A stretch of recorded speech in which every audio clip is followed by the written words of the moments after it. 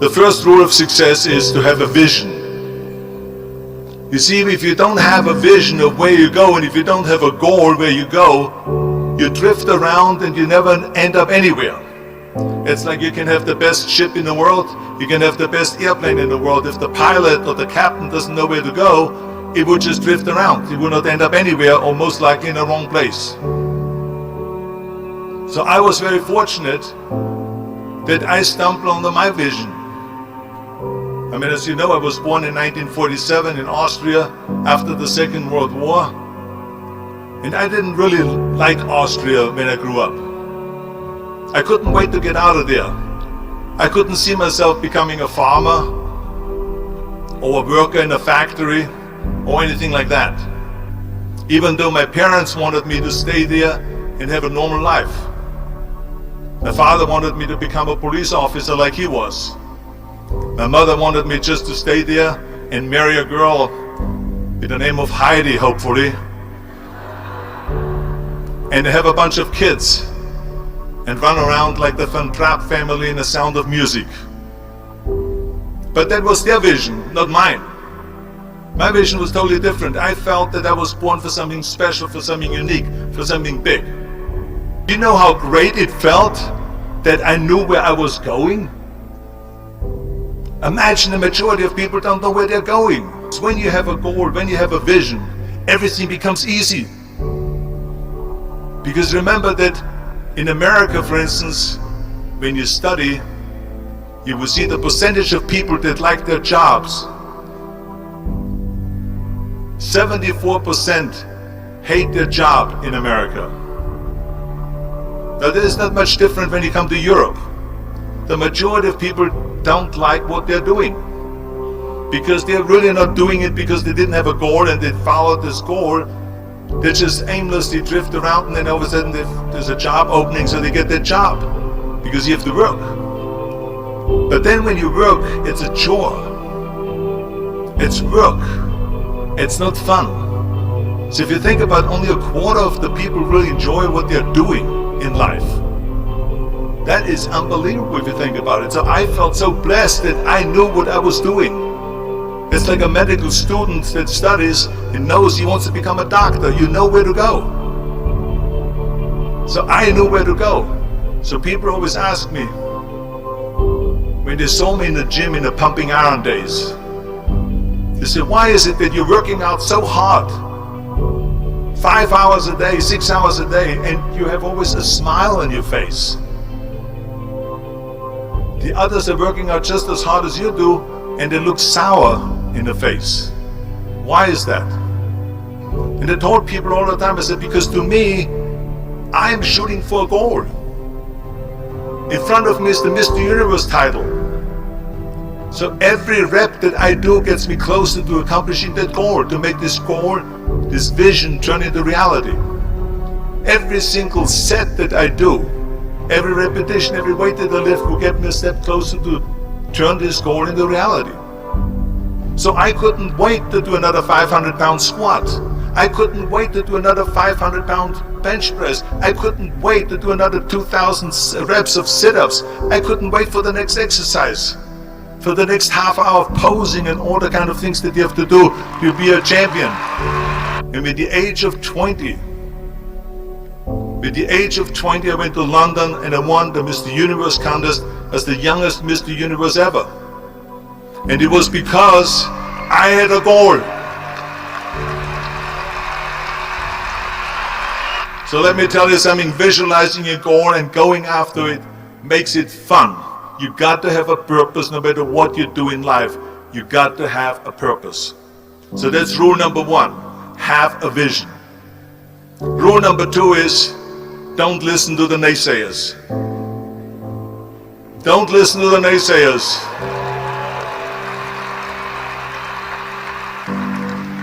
Everything I ever did, the thing that I heard out of people's mouth was, that's impossible. That can't be done. Or no. So whenever someone said to me, it can't be done, I heard, it can be done. When they said no, I heard yes. And when they said it's impossible, I heard, it is possible. I'm a strong believer of what Nelson Mandela said, that everything is always impossible until someone does it. Well, I'm going to be the one, I said to myself, I'm going to do it and I'm going to show it to them. Maybe it has never been done before. That's perfectly fine with me. But I'm going to do it. And I did not listen to the naysayers. The next thing, the third point that I'm going to make to you is, before we sit down with Jürgen and talk about the rest of the three, is work your ass off. There is no magic pill. There is no magic out there. You cannot get around. You have to work and work and work. And it drives me crazy when people say that they don't have enough time to go to the gym for 45 minutes a day and work out. Or to do something for 45 minutes to an hour a day to improve. If it is physically improve or if it is mentally to improve. Imagine you read 1 hour a day about history. How much you will learn after 365 hours in 1 year. Think about if you study about the history of musicians, of composers, how much you would know. Imagine if you would work on a business, on some business that you want to develop every day for an hour. Imagine how further along you will go and get. So it drives me nuts because when people say we don't have the time, we have 24 hours a day. We sleep 6 hours a day, so that gives you still 18 hours. And there's someone shaking their head out here in front. They say probably, I don't sleep 6 hours, I sleep 8 hours, right? Or just sleep faster.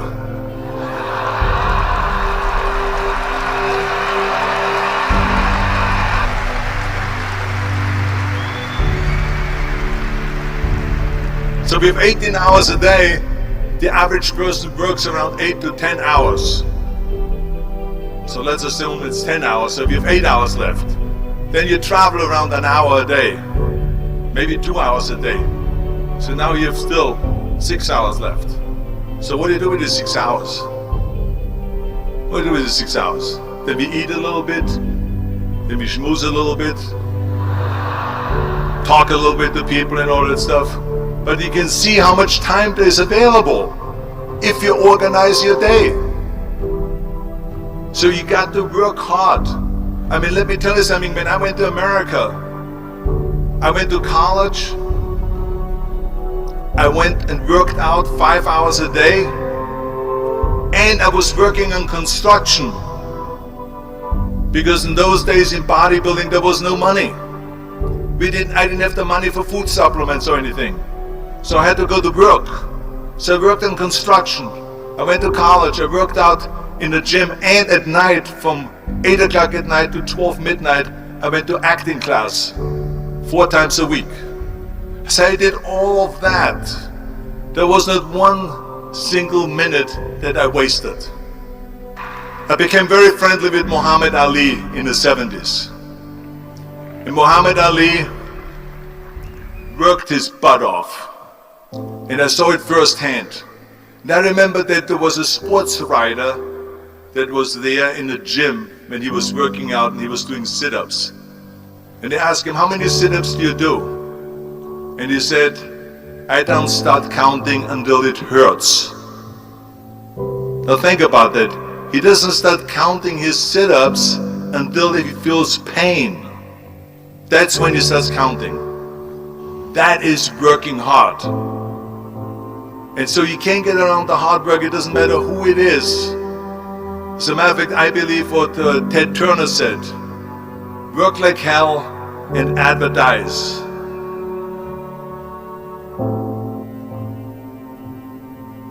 You get it? Work like hell, go to bed, and early to rise. Work like hell and advertise. So you work your ass off, and then you let the world know about your work. That's what it is all about. Let people know. If you have a company, if you have a movie, if you do sports, work your ass off, but then advertise and let everyone know. I hate Plan B. And I tell you why. Because we have so many doubters, as I've said earlier, the no-sayers. We have so many of those people that say no and you can't do it, it's impossible. That is okay because we just turn off, as I said earlier, and we listen and we hear the no being a yes. You can't do it, you can do it, and all of that. So that is possible to do that amongst all the negative people around you. But when you start doubting yourself, that's very dangerous. Because now what you're basically saying is that if my plan doesn't work, I have a fallback plan, I have a plan B. And that means that you start thinking about plan B, and every thought that you put into plan B, you're taking away now that thought and that energy from plan A.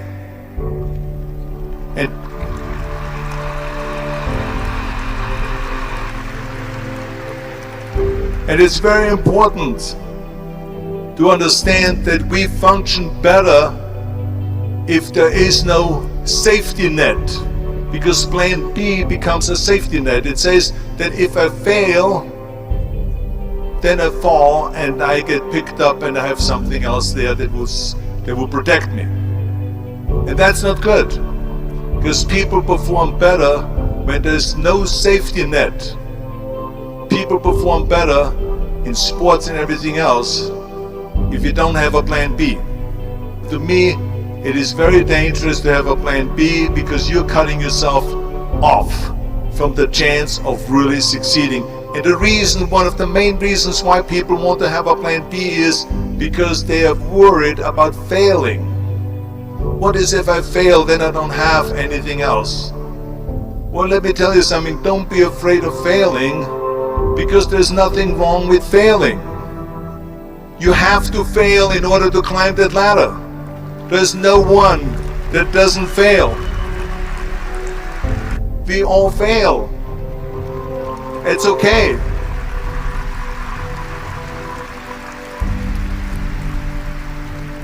What is not okay is that when you fail, you stay down. Whoever stays down is a loser. And winners will fail and get up. Fail and get up. Fail and get up. You always get up. That is a winner. That is a winner. Hey, we all lose. We all have losses. This is okay. And this is why I say don't be worried about losing, because when you're afraid of losing, then you get frozen. You get stiff. You're not relaxed. You got to be, in order to perform well in anything, if it's in boxing or if it is on your job or with your thinking, is only happening when you relax. So relax. It's okay to fail. Let's just go all out and give it everything that you got. That's what it is all about. So don't be afraid to fail. This is one of my 6 rules to success. You can only feel complete as a person if you think about what can you do for your fellow member around you that maybe needs help. I felt like that. Everyone has a different motivation why you get into that. I was an immigrant going to America, and I saw how America was the most generous country in the world. I mean, they opened up their arms to me, they helped me, they invited me for Thanksgiving dinner. The people, they brought me, the bodybuilders in the gym brought me plates to my apartment because I had no plates, I had no silverware, I had no bedware, I had no pillows, I had no blanket, I had no TV, I had no radio, I had nothing. They brought it to my apartment. They helped me. And I saw that firsthand, this generosity in America. And I said to myself, as an immigrant that is being embraced with open arms, that I need to go and make sure that I give something back.